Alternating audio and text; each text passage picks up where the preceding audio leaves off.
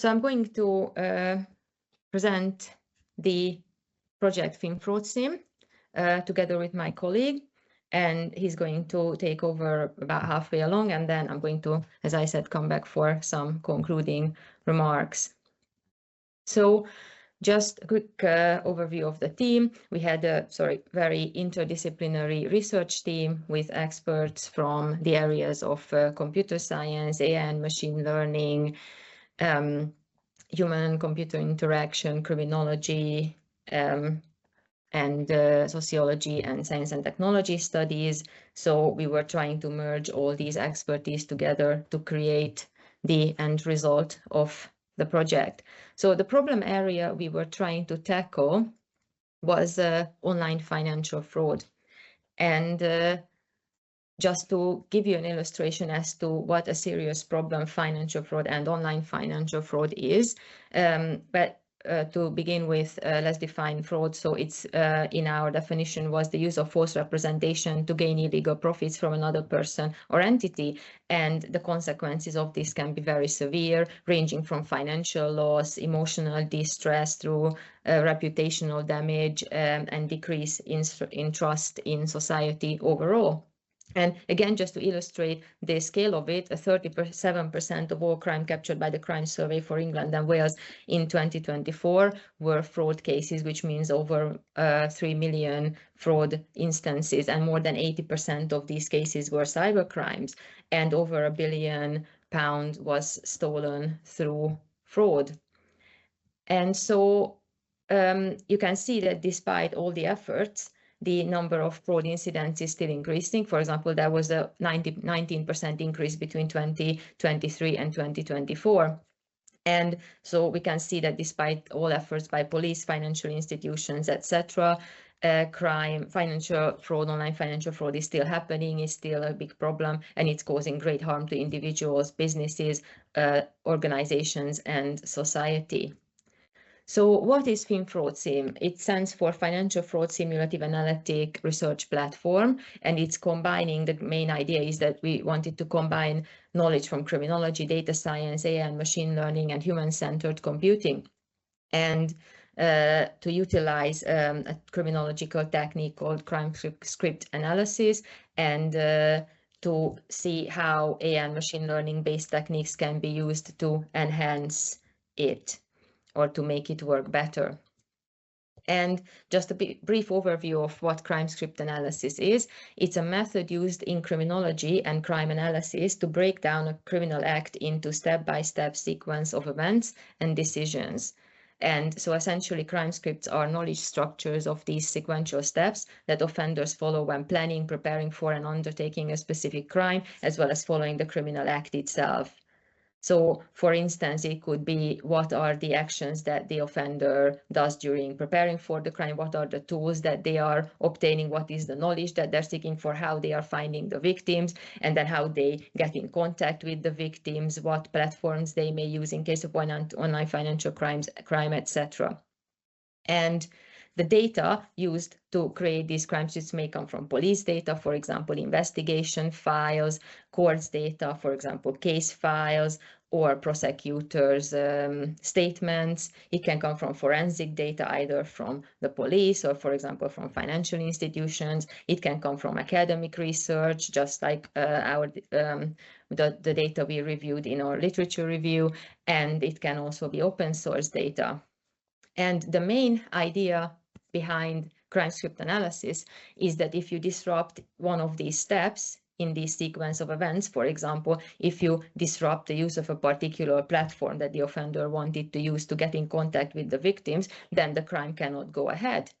And the common steps identified in case of crimes include preparation, entry, precondition, initiation, actualization, doing the actual crime, and exit. And what the crime script does is it basically takes account of what actually happens in case of a particular crime in each of these phases and how these may be disrupted.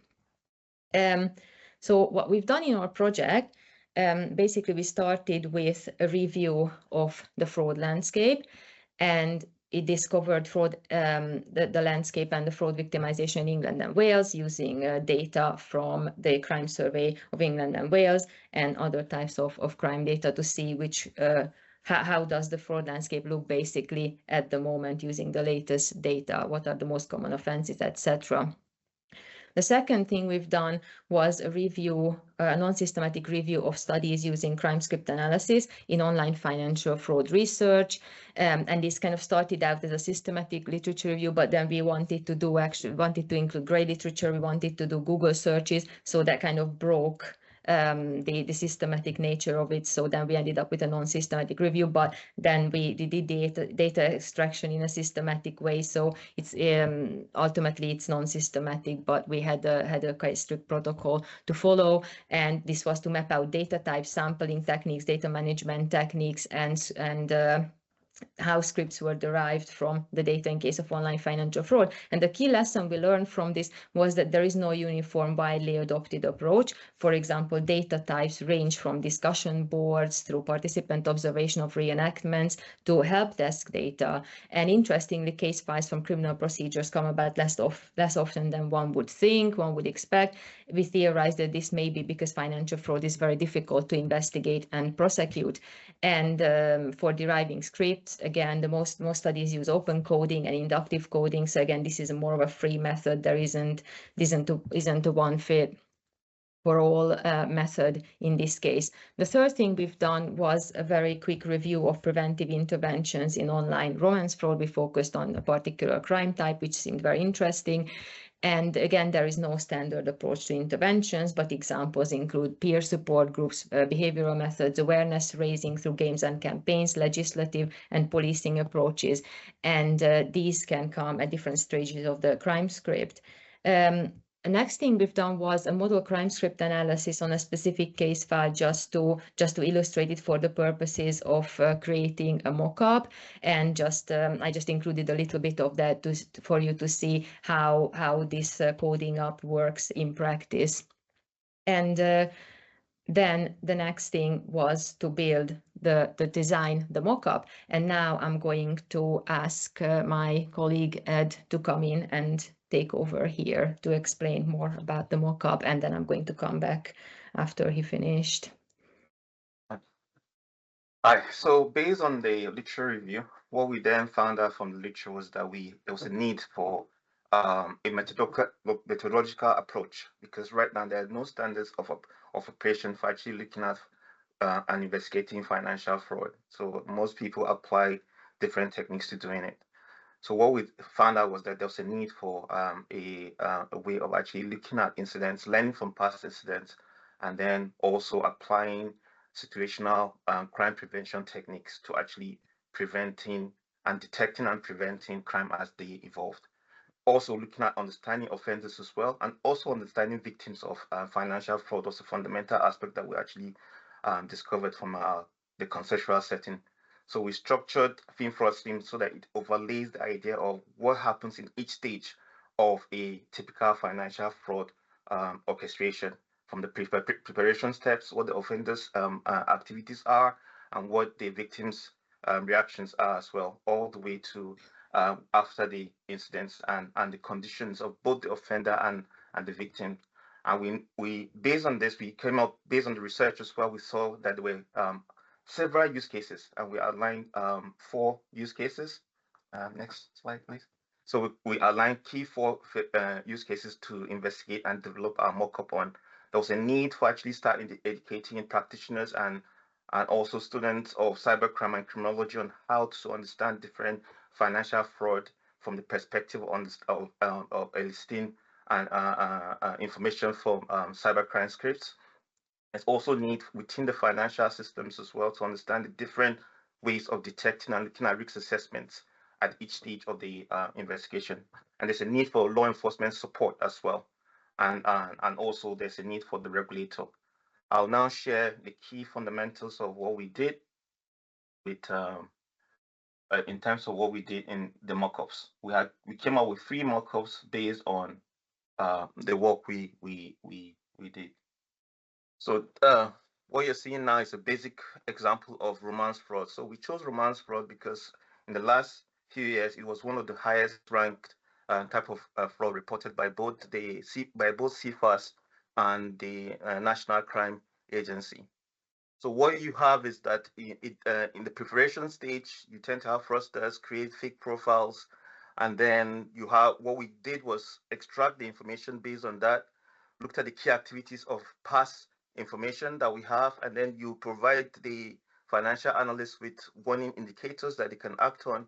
We give them examples of what happens in the preparation stage, and then look at possible interventions based on the situation's crime prevention techniques. During the approach of that the offender uses as well, their strategic approach that they use to actually get their victims, how they do reconnaissance and select their victims as well, building rapport, building trust. We looked at providing information on how the warning indicators as well that practitioners can actually start detecting and learning from, with example scenarios and possible interventions for all the way to the point of exit. Now, in terms of use cases, we looked at how this can be implemented into an educational platform as well, where students can be taught on the different stages, what the key indicators are, have a knowledge check, and then we can provide different scenarios as well on how they can respond, giving, embedding that knowledge so that they have an experiential experience of a particular romance fraud and see how they will respond given the warning as well. Provided that there's also room for assessment where they can do an assessment and run through that. And then for each crime, what we're doing here, this is fundamental, but we're going to look at investment fraud as well going forward, that you can add to this tool where you can look at the statistics of the key fraud activities as well.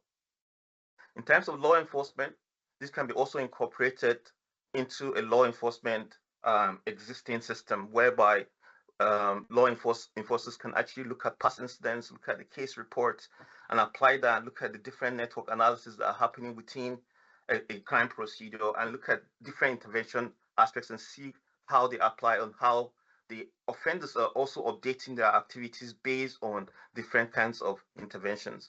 They can look at the evidence that has been provided for each case and share that evidence with their team and look at the team makeup as well. They're able to analyze the different patterns and look at the different patterns as well, and they can organize those patterns around the particular crime situation they're investigating. Yes, and I'm quickly just going to come back with a few concluding remarks. I'm sharing my screen again. So we already have a few papers that are derived from the project that haven't been published but have been submitted to different outlets. And as for next steps, we're finishing 2 academic papers, one overall about the project and another one on the literature review on the use of crime script analysis in case of online financial fraud. And the next step as for where this whole thing may be going is to identify requirements for building a working model, including partnerships we might need with industry, public sector, etc., and to actually finally apply for a follow-up grant for actual development of FinFraudSIM. This is what we planned to share today, so we're looking forward to your questions, and thank you very much for your attention.